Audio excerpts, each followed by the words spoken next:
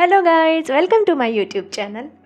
Imagine कीजिए आपका जो ब्रेन है वो एक कैफ़े है और उस कैफ़े में डोपामिन नाम का शेफ़ है।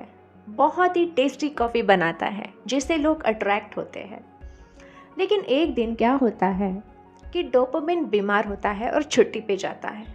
तो उसे क्या होता है, डिप्रेशन नाम का जो है शेफ़ वो रिप्लेस होता है डोपामिन से। तो डिप्रेशन बिटर कॉफ़ी बनाता है और लोगों को सर्व करता है। कड़वी कॉफ़ी देख के लोग भाग जाते हैं, आते ही नहीं हैं। तो उससे क्या होता है, लॉस होता है कैफ़े का। तो फिर डोपामिन फिर से आता है तो लोग आना शुरू करते हैं, तो प्रॉफिट होता है। कुछ दिन के बाद डोपामिन फिर से छुट्टी पे जाता है और डिप्रेशन आता है। डिप्रेशन कड़वी कॉफ़ी सर्व करता है तो लोग भाग जाते हैं। तो ये जो सिलसिला है वो चलता ही रहता है। वैसे ही हमारे लाइफ में अप्स एंड डाउन्स आते ही रहते हैं। डोपामिन मतलब मोटिवेशन। ब्रेन में एक केमिकल होता है डोपामिन नाम का, वो रिलीज होता है और हम मोटिवेट होते हैं। लेकिन डिप्रेशन आके मतलब डिप्रेशन जो है रिप्लेस हो जाता है डोपामिन से और हम वापस से लॉस में हो जाते हैं।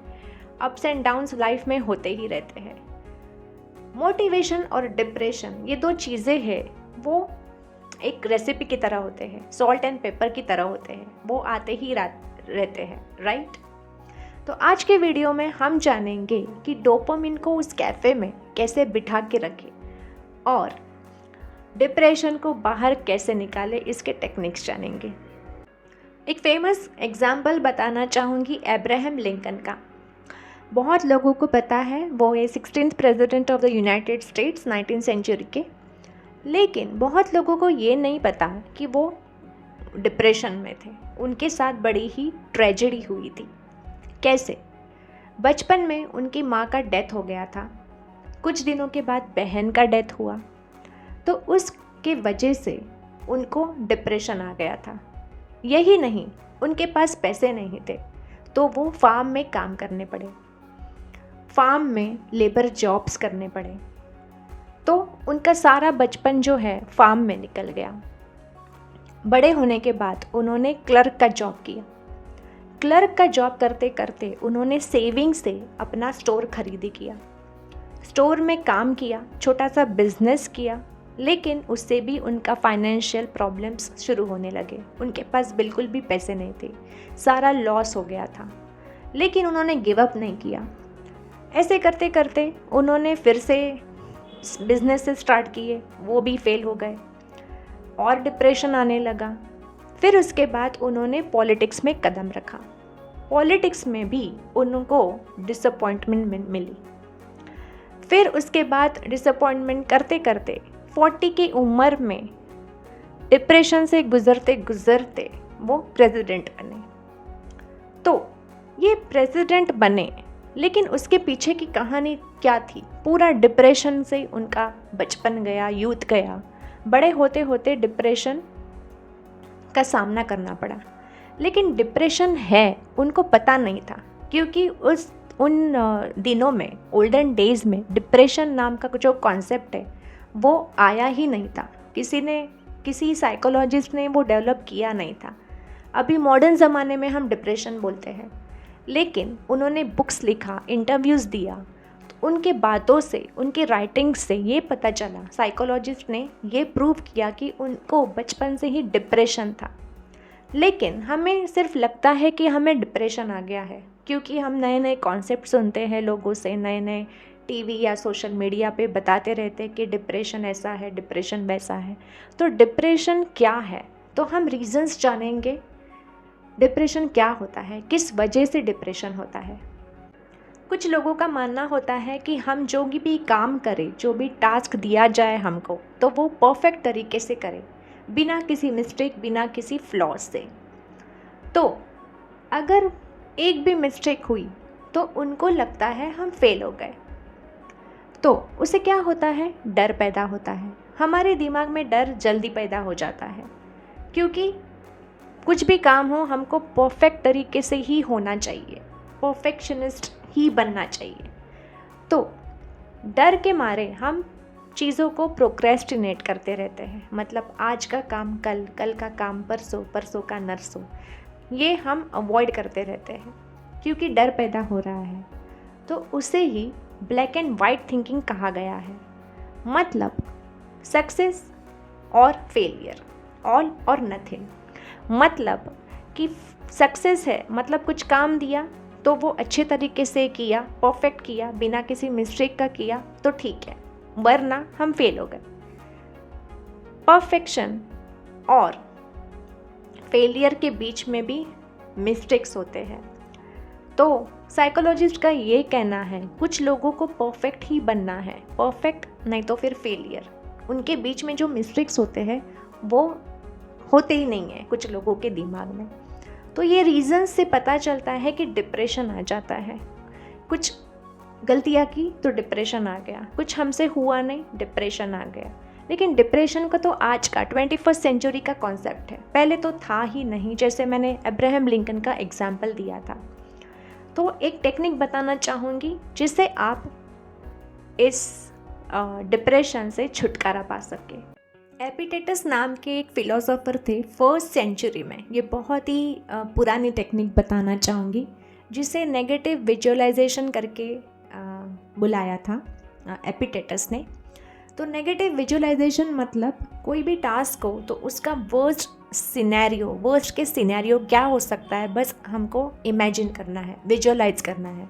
फॉर एग्जांपल अगर आप प्रेजेंटेशन देने गए तो उसका वर्स्ट केस सिनेरियो क्या हो सकता है। आपका प्रेजेंटेशन चल नहीं पाएगा, आपके मुंह से शब्द नहीं निकलेंगे डर के वजह से। ये हो गए वर्स्ट केस सिनेरियोज। तो वही आपको वो इमेजिन करना है। वर्स्ट केस सिनेरियो बस आपको इमेजिन करना है। उससे क्या होगा, आप प्रिपेयर्ड भी रहेंगे, आपका डर भी गायब हो जाएगा क्योंकि आप तो प्रिपेयर्ड हो, कुछ भी हो सकता है। इससे ज़्यादा क्या होगा, यही सेंटेंस आपको बोलना है, इससे ज़्यादा क्या होगा। तो वर्स्ट के सिनेरियोज हर काम में हमको इमेजिन करना है। अब मैं आपको बताऊंगी भगवद गीता में कृष्ण ने अर्जुन से क्या कहा था, वो टेक्निक्स के बारे में बताना चाहूँगी जो कि डिप्रेशन से रिलेटेड है। डिप्रेशन को कैसे रिमूव किया जाए। तो उस ज़माने में, कृष्ण के ज़माने में डिप्रेशन नाम का कोई चीज़ नहीं था, लेकिन अर्जुन घबरा गया था वॉर कैसे करे, राइट। तो वॉर वो करना नहीं चाह रहा था, उसके दिमाग में भी डर था कि मैं कैसे करूँ, मैं कैसे मारूँ उन लोगों को, वो डर था। तो उसके सिंपल टेक्निक्स बताना चाहूँगी, बहुत ही सिंपल तरीके से मैं आपको बताऊँगी कृष्ण ने अर्जुन से क्या कहा था डिप्रेशन के रिलेटेड। पहले तो आपको इनर कॉन्फ्लिक्ट जानना होगा कि आपके दिमाग में इनर जो कॉन्फ्लिक्ट है वो क्या है। जैसे अर्जुन के दिमाग में क्या था कि वॉर में फाइट करना कि नहीं करना, तो ये कॉन्फ्लिक्ट है, राइट। तो इनर कॉन्फ्लिक्ट में उसके दिमाग में यही आ रहा था कि फाइट करे या ना करे, फाइट करे या ना करे। तो आपके भी दिमाग में ये हो सकता है, राइट। तो उससे क्या होगा, सेल्फ रियलाइजेशन। कृष्णा ने भी बोला था कि सेल्फ रियलाइज करो कि क्या करना है, एक्चुअल में तुमको क्या करना है, क्या आपकी रिस्पॉन्सिबिलिटी है, क्या आपकी ड्यूटी है। तो फॉर एग्ज़ाम्पल आपको जॉब चाहिए, 2 जॉब ऑफर्स है जिसमें आपको इंटरेस्ट है और सेकंड में आपको हाई सैलरी मिल रही है। तो आप इनर कॉन्फ्लिक्ट में हो जाओगे कि पैसे भी अच्छे मिल रहे हैं लेकिन उधर जाए तो क्या होगा, मेरे को तो इंटरेस्ट ही नहीं है, मुझे तो इसमें इंटरेस्ट है तो इसमें जाना चाहिए। तो आप इनर कॉन्फ्लिक्ट में फंस गए। तो सेल्फ रियलाइज़ करो कि ये अगर हाई सैलरी वाला आप उसमें गए तो आप खुश होंगे कि नहीं होंगे, आपको सेल्फ रियलाइज़ करना पड़ेगा, राइट। अगर आप जो अच्छा लगे उस जॉब में गए तो आपको कम से कम मज़ा आएगा, तो वो आपको थिंक करना पड़ेगा, सोचना पड़ेगा कि किस में आपको ज़्यादा इंटरेस्ट मिल रहा है। तो self realization is very very important. एक बार आपने सेल्फ रियलाइज़ किया तो आपको अभी डिटैच करना है। डिटैचमेंट मतलब छोड़ देना है, आपका बेस्ट दे के छोड़ना है, वैसा नहीं छोड़ना है। गीता में भी कहा है कि रिजल्ट या आउटकम का आप चिंता मत करें, आप अपना बेस्ट दीजिए और छोड़ दीजिए।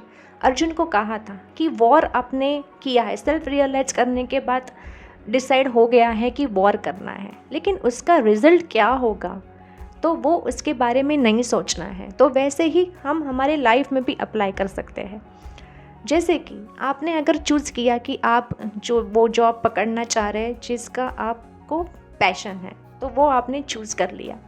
वो चूज़ करने के बाद उस राह पे चलिए, बेस्ट दीजिए, आपको जो अच्छा लगे बस अपना 100% देके छोड़ दीजिए, लेट इट गो कीजिए। रिज़ल्ट क्या होगा, आउटकम क्या होगा, उसके बारे में ना सोचिए। अभी आता है nature of life. Nature of life मतलब अच्छे दिन भी जाने वाले हैं और बुरे दिन भी जाने वाले हैं। गीता में भी कहा है कि नथिंग इज़ परमानेंट। तो अगर आपने वो चूज़ के लिया, वो बात जिससे आप पैशनेट हो, तो उसमें अगर आपको डिफ़िकल्टीज़ या चैलेंजेस फेस करना पड़े तो ये सोचिए कि ये भी पास होने वाला है। डिफ़िकल्ट टाइम्स पास होने वाला है, अच्छे दिन भी आने वाले हैं। तो नथिंग रिमेन्स कांस्टेंट, ये कांस्टेंट ही नहीं रहता है। तो इसमें हम नेगेटिव विजुअलाइजेशन का टेक्निक अप्लाई करेंगे। कैसे? वर्स्ट केस सिनेरियो आप पहले से सोच के रखें। आप वो वाला ऑप्शन में जा रहे हैं जिससे आप पैशनेट हो, उस जॉब के लिए जा रहे हो, तो पहले से आपको वर्स्ट केस सिनेरियो विजुअलाइज करना है, इमेजिन करना है। फिर बाद में डिसाइड होने के बाद आपको डिटैच होना है, 100% देने के बाद डिटैच होना है। और फिर अगर डिफ़िकल्टीज़ आए तो आपने तो पहले से ही सोच के रखा है कि वर्स्ट केस सिनेरियो क्या हो सकता है, तो आप ठीक से हैंडल कर सकते हो। और फिर बाद में ये भी सोचना है कि ये भी पास होने वाला है। तो ऐसे करके आपका जो मोटिवेशन है वो इंक्रीज़ होगा, आपका जो डर है वो चला जाएगा। आप हमेशा रोज़ डेली लाइफ में आप मोटिवेटेड ही रहोगे इस टेक्निक से। तो गाइज़, आज के लिए बस इतना ही। ये वीडियो कैसा लगा please like, share and subscribe to my channel. See you in the next video. Till then, bye bye.